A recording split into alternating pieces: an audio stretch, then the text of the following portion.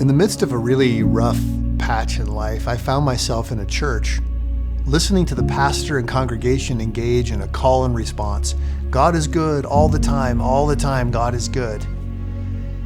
I know it was supposed to be inspirational, but in my misery, it made me wonder how many people were saying it out of obligation, not because they believed it or felt that it was true.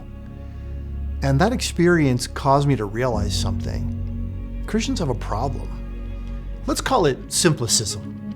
We are driven to be simple-minded about things that we really ought to be more thoughtful about. We need answers to our questions, but we also need to question some of the shallow answers that we've come up with.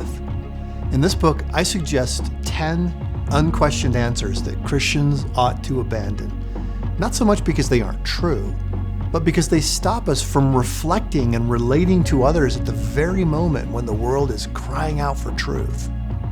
I'm embarrassed to say that as I wrote Unquestioned Answers, the number one thing I learned is how much I've settled for a shallow faith when God is calling me to go deep where the real beauty is. The most questionable thing about Unquestioned Answers is how they make everything about me.